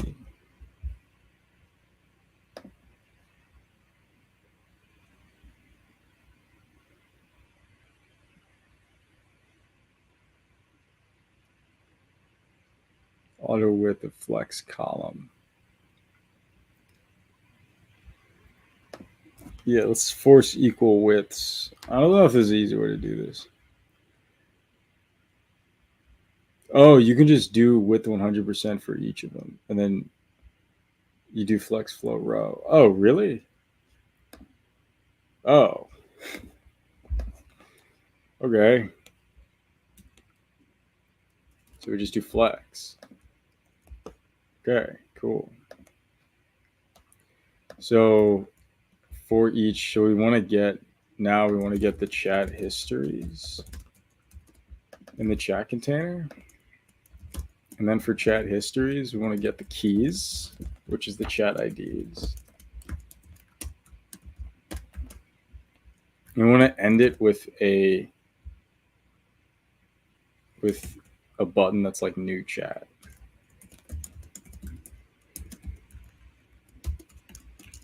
New chat.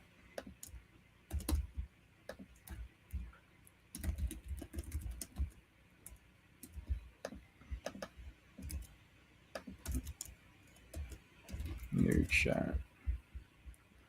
And then we want to say, so for each of these chat histories, oh, I didn't finish this.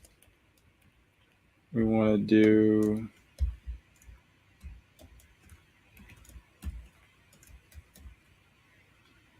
is that equal? Okay.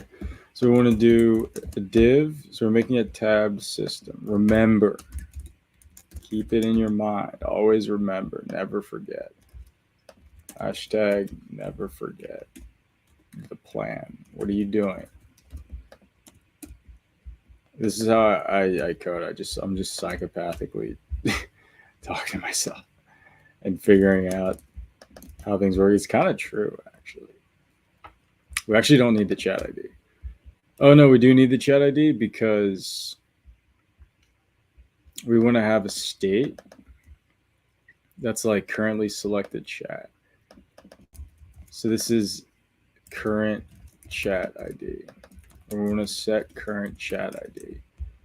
And it's going to be null at first. And if chat ID exists, we actually don't want anybody until this exists. And we're going to pass in chat ID to both of these things. I don't think, yeah, we need it in both. And we'll do that later. But for now,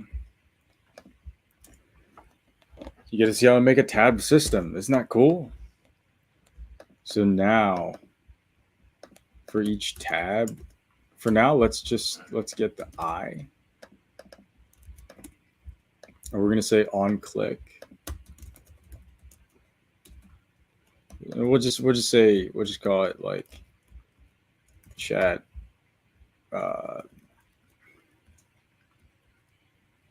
number I plus 1 for now. But yeah, it's fine. And then, but here when we on click, we want to set current chat ID to, remember, there's only one's already created. This is going to be the button to actually create it. But set the current chat ID to the chat ID. We don't want to use that random hash to display. It's kind of weird. And the reason why we're doing this random hash and IDing them, because I want to use that as the chat ID in history. So we can replace that with a real IDing, like a UUID or whatever. For now, we'll just use that. Okay, so now the new chat, we want to have on click. and then new chat. We want to have we don't care about that. We care about create new chat. So we need to see, I need to remember part of why I don't use autocomplete is so I can have a good memory. So let's get add new chat into our chat container because we need add new chat now. We're going to have an X button as well. We'll do remove chat for that. So let's do add new chat, and we will execute add new chat in this on click. And we will say on click, add new chat, and then that's actually all we need for that. That's all we need. Cool. And then we can have a little animation to add new chats here, a little like expansion of the width when it gets added. We can say the width is transformable, or the width is not transformable. When the width changes, we can have a smooth changing of the width. We'll do this stuff slowly, though. We'll do it slowly. We'll do it as we go. Okay, so we got to design this first. Before we do anything, let's actually design it. I just want to implement that enough so we can test some things out. But so let's go into chat container CSS. Let's go in the chat. Oh no, it's a new block here. And then this element is a new block. And let's go and say padding 10 pixels. Let's do tabs. And this is going to be width 100%. I think we already did display flex. Let's just do it anyway. Let's do flex flow row. Flex. What was this? What was the perfect Stack Overflow answer that they gave me? Yeah, flex flow row. Cool. And then each tab is going to be width 100%, which is interesting. We'll see how that works. And then we'll say when this is hovered, let's give this, well, first let's just give this a background color or a background transparent. And then when you hover, and then the color is going to be this like white. Or do we just use white? Yeah. It doesn't look white. What is the base GPT right there? It's this color. Let's use that. Let's use the same thing. And so we won't do that. We'll do this. Oh, things are getting confusing. I'm scared. No, okay. All right. So we'll hover, and then on hover, the color is going to change. Let's actually not use light. It's 400. And then when this is hovered, the color is going to be transparent. And then the font size is going to be the same, because why would I change it? So we're going to do the background color. Background color is now going to be the color of what the text was. Just a little trick. It's not really a trick. It's not really a trick at all. I don't know why I was saying that's a trick. Let's actually make this a little less. Okay.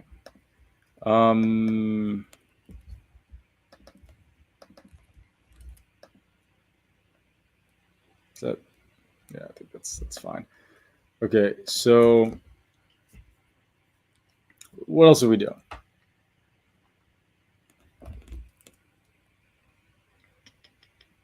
I think that's fine, right? Align items, center, item center. I know we have classes, but I don't want to do that. I know we have classes for those, but I don't want to do that. I'm being defiant. I want to get this logic out. I get it. If anyone gets it, I get it. So what's there here? Object keys, chat histories, dot map. We have the function, we have the arrow function.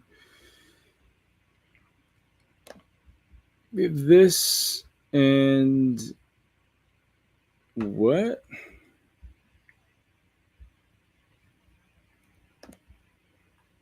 Oh, I'm looking at the wrong thing. It's on new chat message, which is in the context.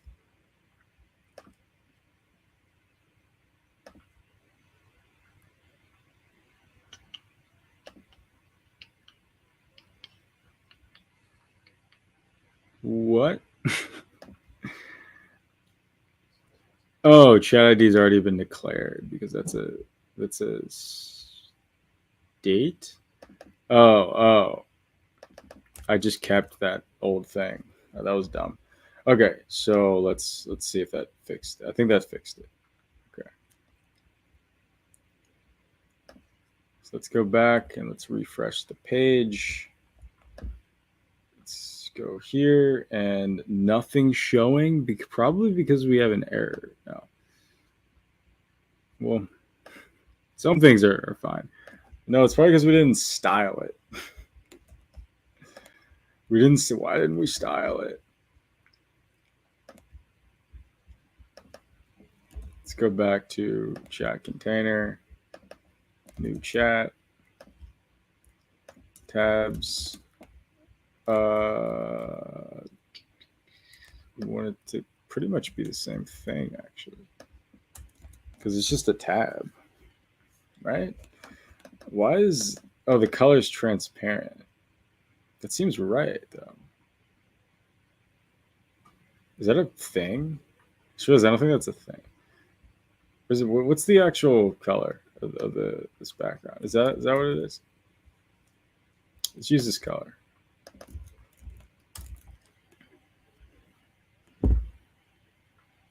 I think I know there's clip. You can clip the coloring for the font, but maybe that's just not what we're supposed to do. Cool, that's what we want. And then let's do cursor. It's not perfect, but yeah. Cursor pointer. It's not centered. Oh, because of this thing isn't centered because of this thing. Let's do max. Even though it's width 100, let's do max width 25%. So they'll max at 25%, and I think they'll squish as we keep adding them. I think.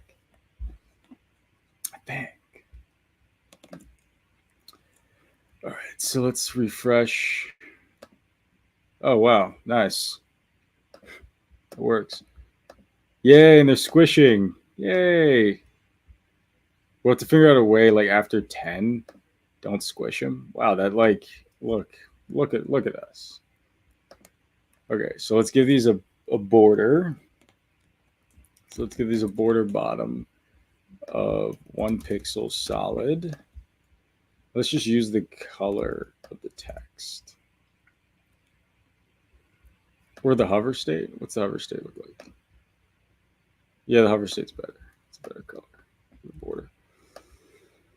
Let's do border right. 1 pixel solid. Let's do a more transparent version of that. Like super, like barely can see it. Okay, so more like that. And we don't want the last one to have it. So we will say last child, border right, 0 pixel, right size, whatever. We'll do this. Okay. And I think that's what we want. Pretty sure that's what we want. I feel like our package bundle is happening slowly. Let's see if let's refresh. Okay. Oh, it looks like we actually do want it at the end. Oh, we want all the tabs to have a border bottom, actually. We don't want that.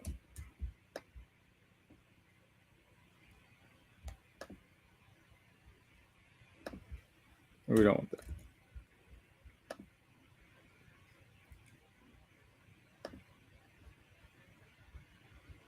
It's a little too.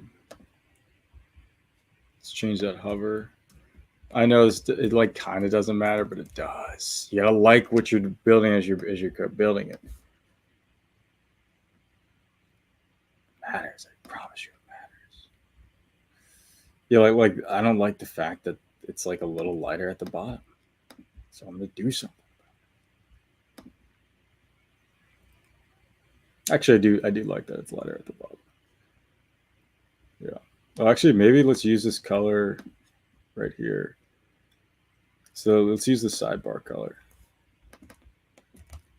I don't know why that one color is a color hex, but okay. See, this is the more the chill stream. You know, I give you variety. You know what I'm saying? I give variety.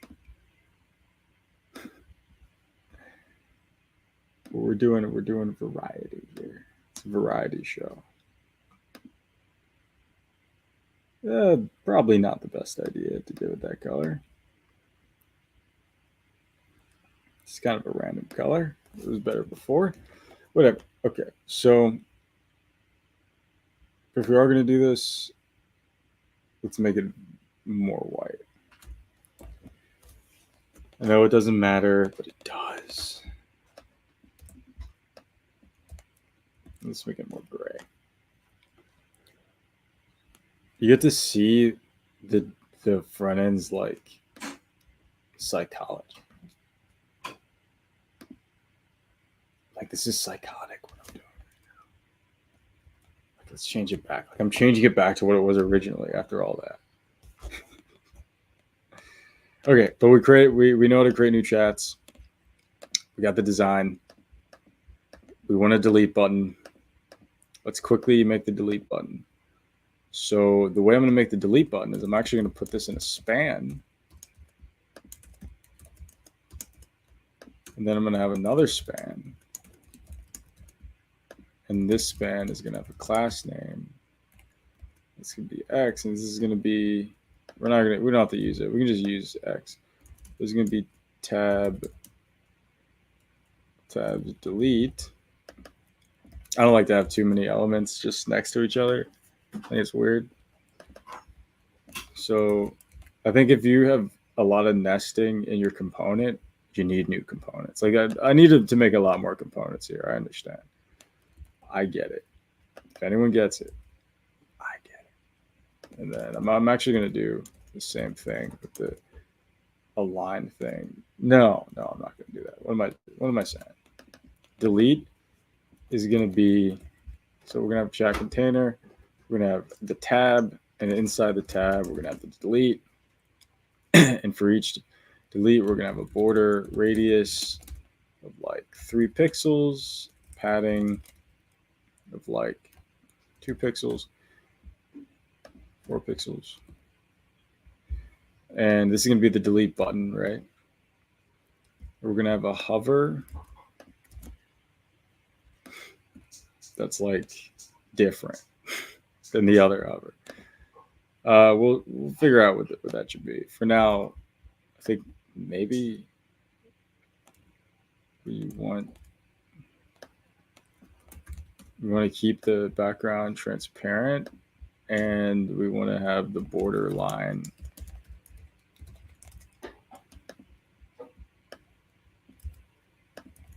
be this. Either way, it doesn't really matter that much. The point that really matters is the functionality, which is the position, absolute. We're going to have left 10 pixels.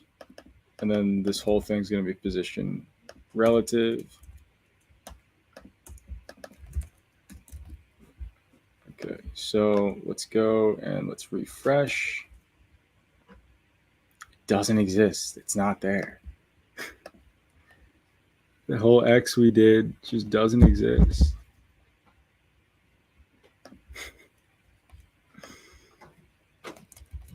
Why?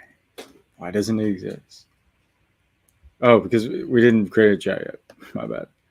Okay, it looks like The hover's a little weird. So we want to actually make this background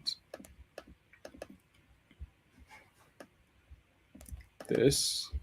We want to do this, and we actually don't want a border. And then let's actually do this. I know it doesn't matter, but it does. Obviously, the top is wrong. So let's actually do top 0, just so I see where we're at. Border radius, let's increase that.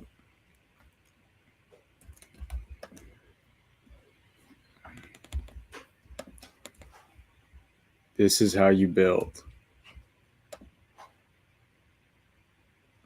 See how it's like, you see, you get it. You get where I'm going here. But anyway, it's too much better. I think I'm gonna do a circle. Oh yeah, it's padding top like that. So let's bring it down 10 pixels.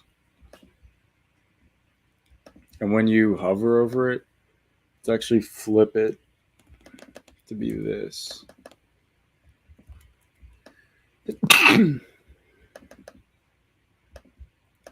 It matters, I promise. Seems like it doesn't, but it does. I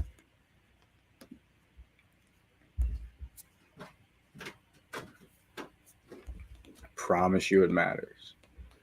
All this stuff.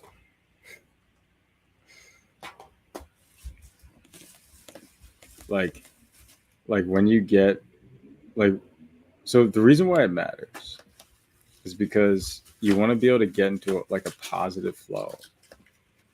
So, hold on. We don't want to do 50%.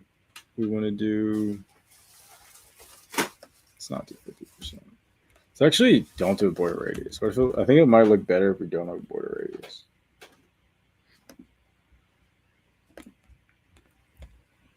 And I don't think it's centered. So let's do top of 8 pixels.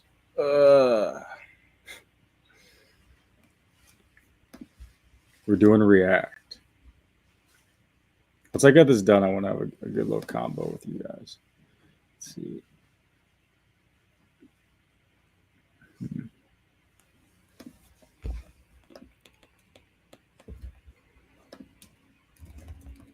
Let's make the font size a little lower.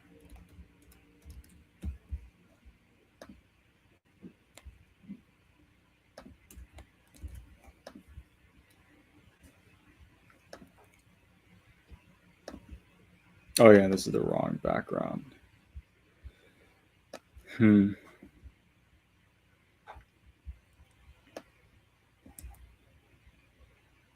Is it me or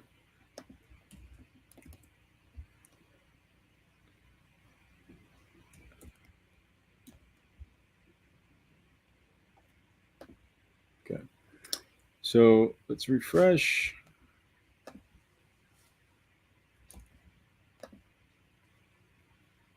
Nice. And then we hover over it and it looks like that. So we're just sort of, I like kind of figuring out design as we're going so that we're not like, I don't know.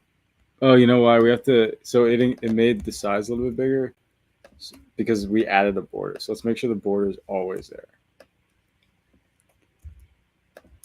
And let's make the same as the background color. And then let's make the top 7. Because I think it's pushing it down a little bit when we have the border. So yeah. We're figuring out the design. This is very important. Very important to figure out the design.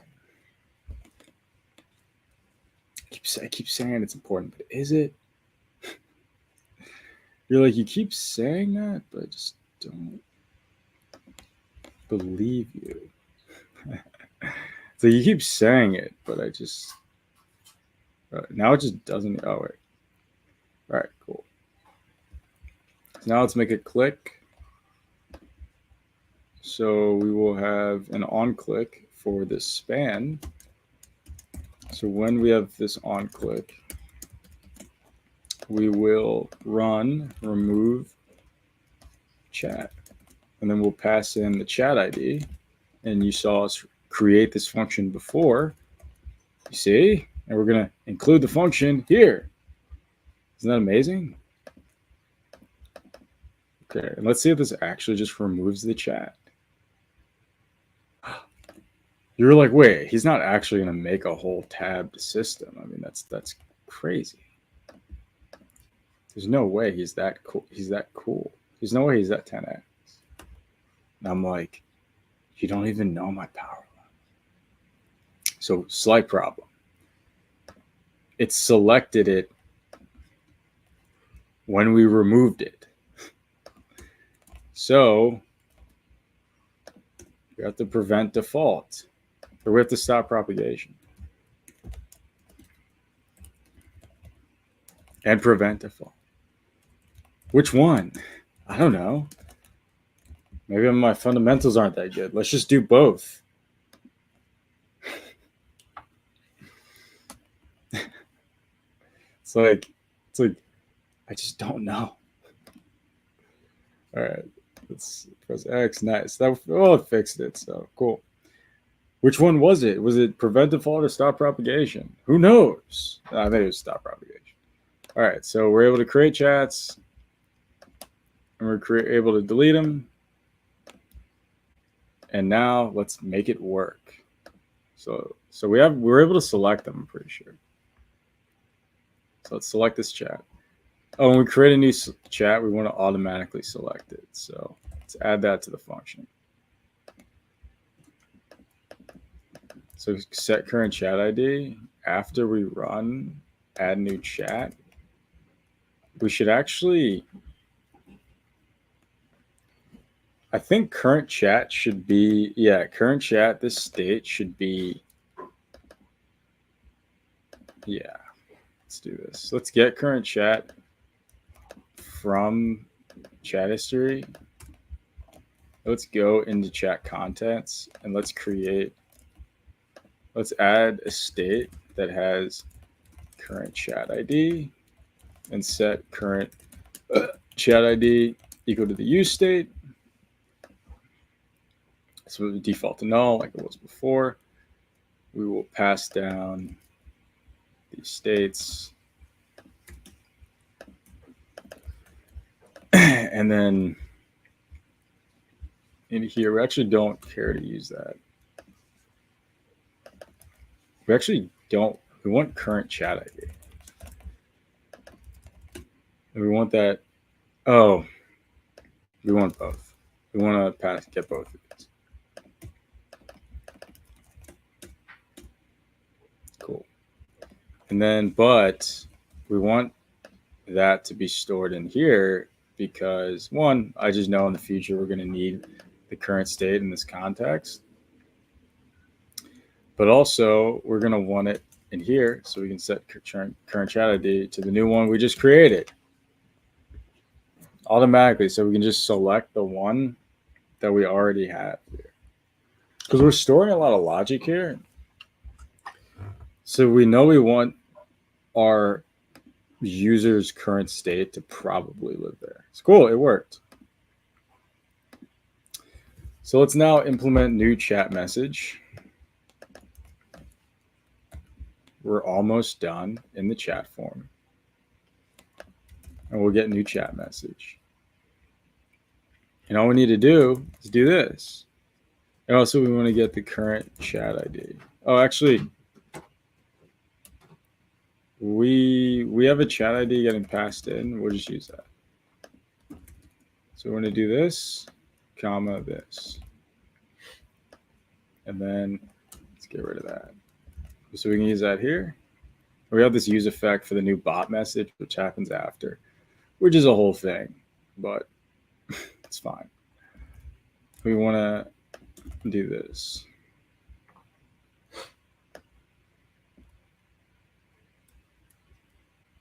New bot chat message. So we have the user message, and then we have the bot chat message that happens asynchronously. post the user chat message. Cool. We can get rid of this. So new chat message. Okay, let's go in here. Let's see if we used it right. I think we did. I think we're good. I think we just made a tab system. Oh yeah, and the new chat here. We can get rid of this. Yeah, we can get rid of that button. I know we worked hard on it, but we can get rid of it. So we have the new chat. We selected it. We have another new chat. Oh, we got to have a selected state for we should make the tabs into its own component. I know. But we'll do that later. Promise you we will collect the garbage later. Just kidding. Probably won't. Just being real. So I'm going to use, I think I have the class names library. CX.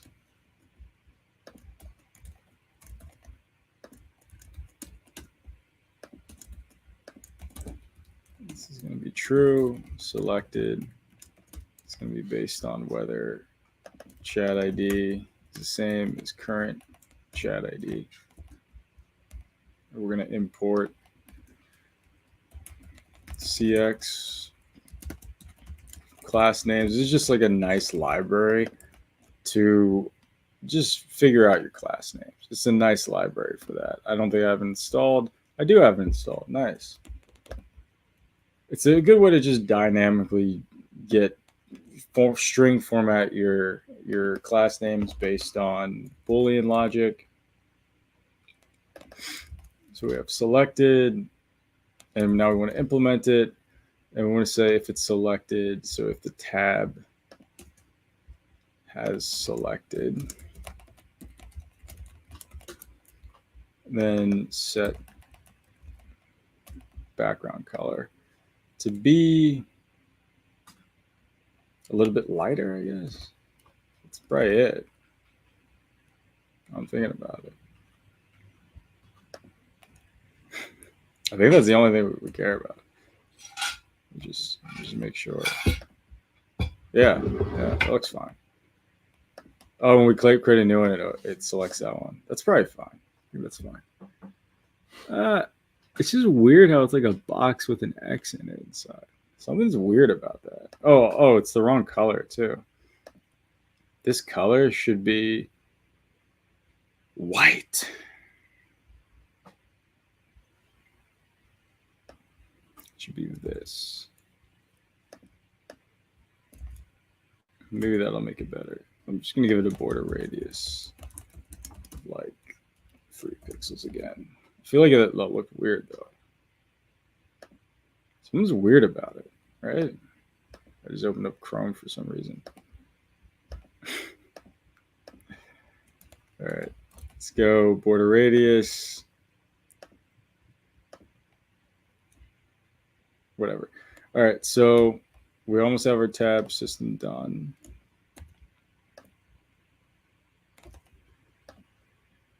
I think it's better. Hold on. I didn't mean to do this. I messed up the hover. I don't want the hover to have this.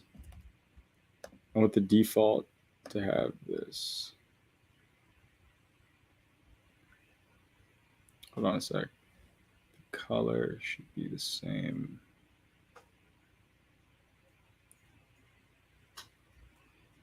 Oh, because it's using this background. Okay, I get it. It's confusing. Let's do that. Okay, long story on why that's weird. But anyway, so everything's working. It appears with the delete working, with the new chat. Oh wait, when we delete, we want to select. We want to say if.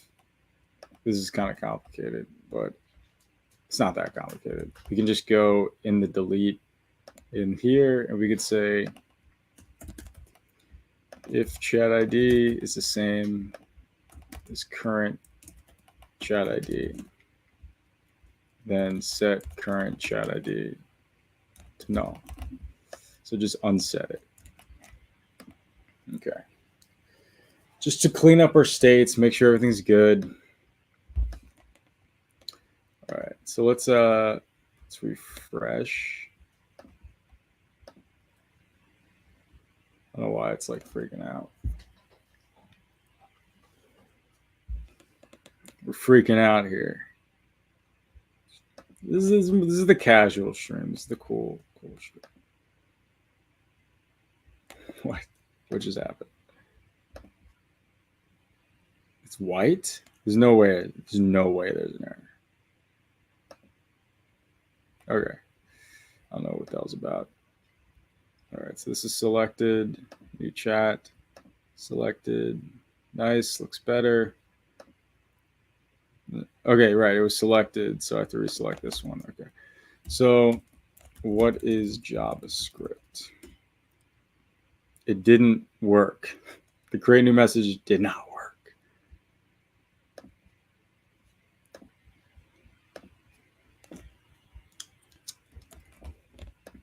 So let's see why they create new message. We might have to use a use callback.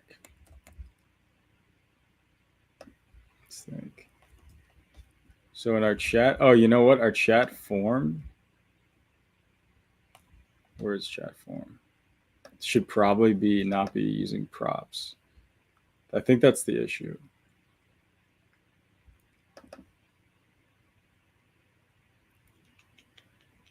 think that's the issue. Oh, no. The issue is that's not the issue. The issue is we didn't implement it in the chat messages. Chat messages, I don't think, is using the proper context here. Yeah, it's still using the old chat history. Well, both chat form, hold on. This isn't getting used, right?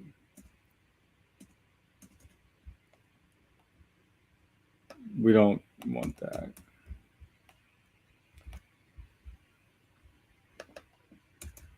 There's no such thing as the old chat history. There's the new chat history. So chat container, which has chat histories here. So, right, this is what's broken. So we want to use chat histories and then the current chat ID and pass that in. And I don't think, are we getting chat histories here? Yeah, we are. We no longer have chat history. I think that should fix it. I think we're done. I think we don't even have to check if anything works. That's how good we are. I'll just end it. No, I'm just kidding. Now we have to check. Oh, something broke.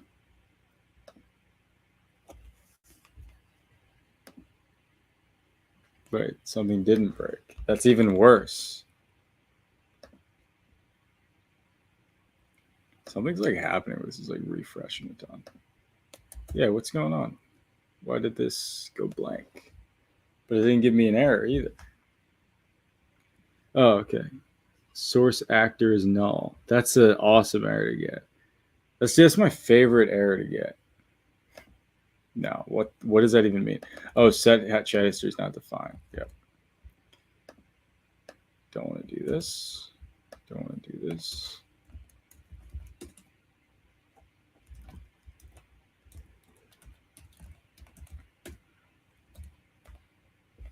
To make sure we don't have chat history anywhere.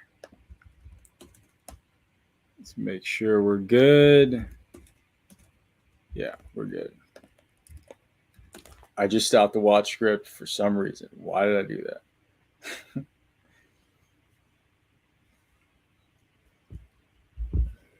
Got that bad neck. Working on it. So far, we did a lot more than I expected. A lot more. This is good. And I say we because we're doing it together. It's a group effort. Seriously. Okay, so this is important because you want to logically see how React is worked on, and that it's actually very simple. Let's go. Let's create a new chat. What is JavaScript? Nice. We get to see it. Perfect. Let's see if the answer comes in. Just realize our settings is for everything, which I think is fine. Nice. We go to the other chat and there's nothing in here. So we go, nice. That's good. That's a good thing. Let's go back to this chat. Nice. How do you do? The one thing is we're not doing anything in a background process. So I don't think if we switch tabs in between this, it would work. I'm like, how do you do? And it just gave me like a ton of crazy, like a bubble sort. Like I don't understand. Let me just double check that. Yeah, that was the request. Okay. I don't know. So we have this chat, everything seems fine. We go here. Nice. We create a new one. Nice. Select this one. We have tabs. We have a tabbed system here. Nice. Tab chat. That was actually pretty easy. Like that was like, what was that? Like 40 minutes? It wasn't even that hard. If anyone is like tells you to do that on a job and you're like, oh, that's gonna take me more than 40 minutes, you're wrong. Just kidding. Systems will get complex and it'll make things a little harder. Like that could take a whole day depending on like how complex things are. Like we kind of ignored all data dependencies. Like this isn't that complicated what we're doing here. I do kind of want to make the new chat look different than these. It's kind of making it confusing. Okay, cool. What else is there? I think we're good. So like I just want to wrap up talking about why it's good to learn React. So a lot of people are misunderstanding the use of frameworks and noticing. A lot of boot camps are teaching people frameworks as this kind of like almost like necessary tool to build out your front ends. But the real reason is that you can augment the fundamentals that you already have with frameworks. Like everything we're doing here, I could have done with vanilla.js. I could have created templates and, you know, scaffolded a ton of different templates on the page and said, get this template, create a new component, insert, append this element here. But and that structure for state and storing state and sharing state between components, I could have had that with closures. I could have used closures as my context here, right? But I didn't do that because I was like, that takes too long and React makes it easy for me.